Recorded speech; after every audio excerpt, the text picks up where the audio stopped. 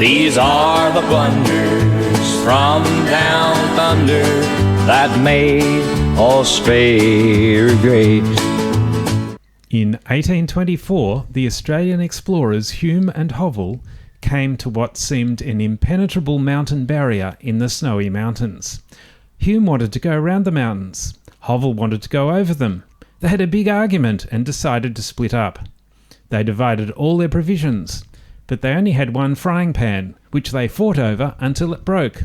One took the pan and the other took the handle. Welcome to this episode of Blunders Down Under, laughable lessons from the past, in which we talk about dumb decisions from the past which have helped make Australia great. I'm Josh McGrath. And I'm John Gibbs, and today we're talking about Hamilton Hume and William Hilton Hovell, the first European explorers to travel overland from New South Wales to Port Phillip Bay and back. So who was Hamilton Hume? Hamilton Hume was one of the first people of European descent to be born in Australia. He was born in 1797. His father was a superintendent of convicts, and his mother was a free settler. He received most of his education from his mother. From the age of 17, he took part in a number of journeys to explore parts of New South Wales, and he developed into a good bushman. And who was William Hovell? William Hilton Hovell was born in England in 1786. At the age of 10, he went to sea to earn his living. He moved to New South Wales with his wife and two children in 1813, working as a ship's captain, and in 1816 he was shipwrecked and stranded for 10 weeks on islands in Bass Strait before being rescued.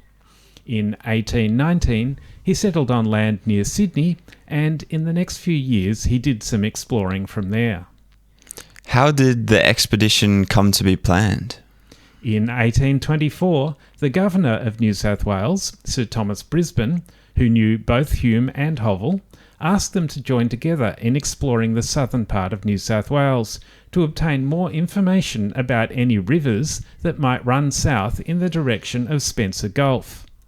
Government funding was not forthcoming, so Hume and Hovell decided to make the journey at their own expense. They set out with 5 bullocks, 3 horses and 2 carts, and each of them was assigned 3 convict servants. Well, what happened when they reached Murrumbidgee River? Hume and Hovell hadn't been travelling for long before they discovered that they didn't get on with each other very well. This was all the more significant because they were sharing a tent. When they reached the Murrumbidgee River, they had an argument. Hovell didn't think they'd be able to get across, but Hume got one of his men to swim across with a rope between his teeth, and then they used a makeshift raft to transport the whole party across. What happened on the day of the famous frying pan incident? When they reached the Snowy Mountains, Hume and Hovell had a big argument over which way to travel. Hovell wanted to go left, straight through the Snowy Mountains. Hume wanted to go right, skirting around the mountains. They decided to split up, and they divided their supplies in an acrimonious manner. They argued over who should get the tent, and nearly tore it in two before Hume decided to let Hovell have it. They fought over their one fry pan and broke it, one taking the handle and the other taking the pan. Did the party stay separated? Shortly after Hovell began his difficult trek through the Snowy Mountains, one of his men convinced him that the route was too dangerous. Hovell realised he'd made a mistake, so he turned round and caught up with Hume, who'd gone around the mountains.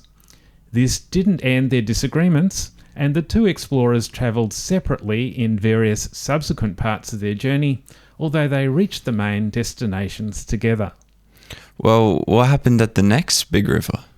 When they reached the river, which is now known as the Murray River, they decided to name it the Hume River. According to Hume, this was in honour of his father. According to Hovell, it was because Hume was the first to see it. It was 80 yards across, so they searched up and down the river for a narrower crossing and found a place where the width was only 40 yards. One of the convicts then swam across with a rope, and they made a makeshift raft to carry the rest of the expedition across. When they reached their destination, where did they think they were? They thought that they had reached Western Port on the 16th of December 1924, but they'd actually reached Port Phillip Bay, probably somewhere near Corio, just north of the present city of Geelong. This mistake became apparent when a sea expedition was sent to Western Port a couple of years later, and the bay didn't look anything like what Hume and Hovell had described. What did they think of the Aboriginal people that they met on the way?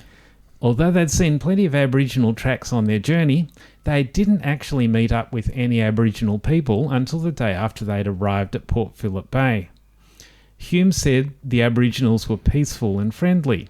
Hovell said they were suspicious and treacherous. Later in the journey, Hume was invited to visit an Aboriginal camp, but Hovell refused to go with him. What happened on their way back to Sydney? They took a more westerly route on the way back to avoid the mountains. On the way back, Hovell took off and left Hume behind in an attempt to get back to Sydney first.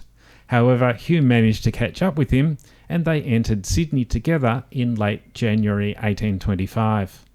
Hume claimed, perhaps with some justification, that he had led the party there and back, but the governor, Sir Thomas Brisbane, credited both Hume and Hovell with their discoveries. What did Hamilton Hume end up doing later in life? Hume went on further expeditions in the 1820s, exploring the western part of the Blue Mountains and then travelling with Charles Sturt into western New South Wales. He married in 1825 and settled down as a successful pastoralist. He served as a magistrate in Yass until his death in 1873. The main highway which connects Sydney and Melbourne, the Hume Highway, is named after him. What did William Hovell end up doing later in life? Almost 2 years after the Hume and Hovell expedition, Governor Darling sent a boat to Western Port to explore it for the purpose of establishing a settlement. Hovell was part of the expedition, and he quickly realised that Western Port was not the region he had reached on his first journey. After that, he gave up exploring and settled down on a pastoral run at Goulburn, where he died in 1875. Hovell's Creek near Geelong is named after him. Well, what do historians think about the Hovell and Hume expedition? According to historians of a century ago, the Hume and Hovell expedition is not regarded as one of the great explorations of history because they did not have to endure great hardships, they didn't have any severe adventures, and no one died during the journey. It seems as if the people who get praised as the true explorers are those who set out on poorly planned expeditions with inappropriate equipment and end up suffering the lamentable but predictable results of their poor planning and lack of bushcraft skills. And what's the moral of this story? Make sure that you can get along with someone before you agree to share a tent with them for several months.